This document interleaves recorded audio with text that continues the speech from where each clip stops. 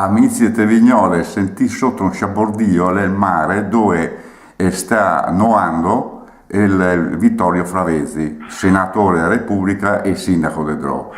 Com'è il tempo di Vittorio? Ah, il tempo è fantastico. Ah, Sole, aria fresca, ma non è che ti sei? caldo secco, insomma a schiaffos. Ah, ho capito, ho capito. Ascolta, chi in vista delle provinciali leggono coi sull'Adige 26 simboli, 8 coalizioni, cioè Ugo Rossi, Mosna, Fugatti dei Cherbezzi, Boggione di Forza Nuova, Filippo De Gasperi del Movimento 5 Stelle, Emilio Arisi di SEL. Sì, Non ti pare un ma po'? è un po' tanti, un po' massa. Ma alcuni è sotto testimonianza. Ho capito, ho capito. Fra l'altro manca dentro anche De Laurentiis che non si sa cosa che vuol fare ancora, quindi voi che avete appoggiato a questo punto Lugo Rossi, che vi pare? Basta gli autonomisti, basta il PD per vincere? Beh, noi avremo una coalizione che si chiama del centro-sinistra autonomista, è radicata sul territorio, adesso deve trovare dei buoni candidati, soprattutto per la nostra valle, e penso che alla fine quel che conta è aver dimostrato di saper governare e adesso pronti per la nuova fase. Ma ti te l'aspettavi che iniziasse Lugo Rossi? Beh, sai, nel momento in cui si fa le primarie, lui ha vinto le primarie, va bene Rossi, che era anche altri insomma, candidati, però detto questo, la coalizione è una e chi ha vinto è giusto che abbia la possibilità di governarla e di gestirla. Ma tutti questi imprenditori, queste categorie dall'altra banda, c'è anche personaggi, il Mosna, De Laurentiis, per non parlare di altri, insomma, che pare che sia il centrodestra trasversale, no? Quasi il disegno è deborda verso il centro-sinistra, insomma. Mi pare che la politica è fatta da una sintesi, deve essere interessi legittimi di tutta la gente, degli imprenditori come dei lavoratori, quindi c'è una complessità che va gestita in una logica che è politica e non di categoria. Non mi pare che abbia una connotazione politica vera e propria, insomma, mi pare che l'approccio giusto alla fine sia proprio quello De Laurentiis, essere con dei contenuti a ragionare e dopo lo riappoggerà molto probabilmente la coalizione che darà più sicurezza. No, capito. Ma se ti si può decidere di gente di testa tua, cosa avresti fatto? Il famoso partito territoriale, per esempio, le fallì, No, anzi, il partito territoriale può essere rilanciato da questo punto di vista, anche perché l'importante è riuscire a fare una sintesi tra grandi valori di riferimento, chi ha una storia, chi ha una prospettiva, chi ha per certi versi la storia anche della comunità e dei filoni culturali dei partiti e del pensiero politico, e nello stesso tempo però anche l'istanza del territorio come il nostro, che ha delle peculiarità, che è un territorio autonomo, che è un territorio che ha una storia di autogoverno, che non può essere però appunto localismo o interessi di parte e basta, insomma. Ho capito. Il limite spesso delle categorie, lei che non riesce a provare a resistere, è un po' di estremisti alla fine, insomma, quindi vede solo il suo mondo, insomma, l'importante è lei invece riuscire a trovare una sintesi, è per questo che serve una coalizione politica e non di categoria. Ho capito. Ma sta faccenda che par che candida dell'AI come capolista?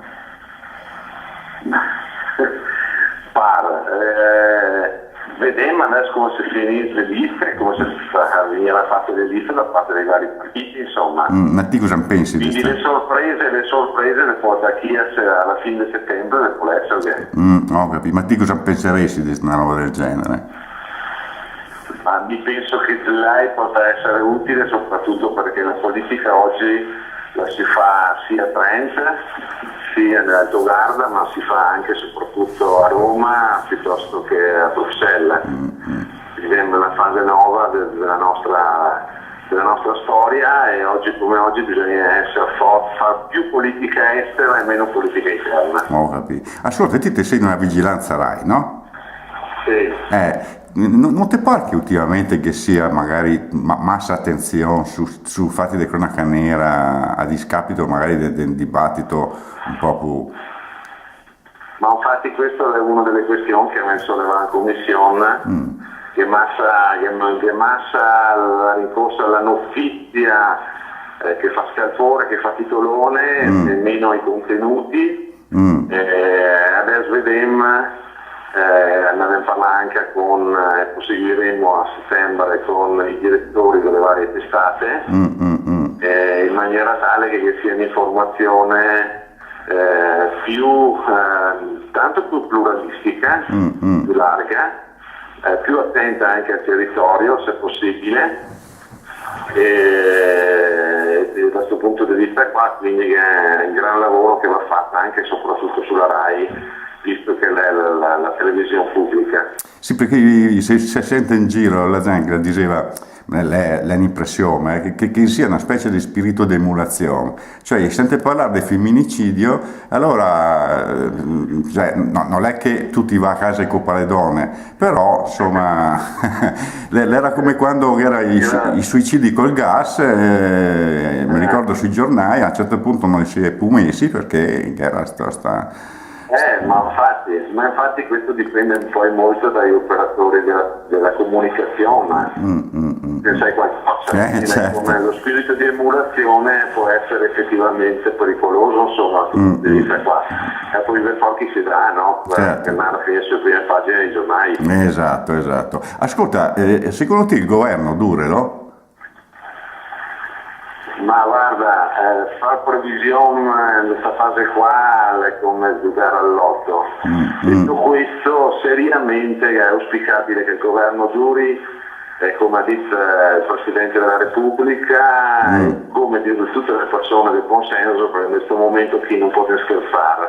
L'Italia rischia di scherzare col FOC e sarebbe veramente brutta perché rischia di durarne tutti. No, anche perché andare alle elezioni col Porcellum...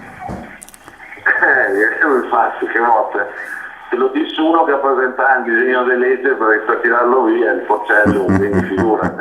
Al di là di questo, è proprio l'Italia c'è un gran problema, è quello di avere il minimo di stabilità, perché quando c'è una fase come questa ancora difficile da superare, bisogna guardare all'interesse generale e meno all'interesse di parte. Purtroppo c'è sempre qualche anomalia nel sistema paese, no? Che spaventa che non arriva anche a Trentino, no? Dove qualche dunque mette il suo destino davanti ai interessi di tutti quanti e della Trento.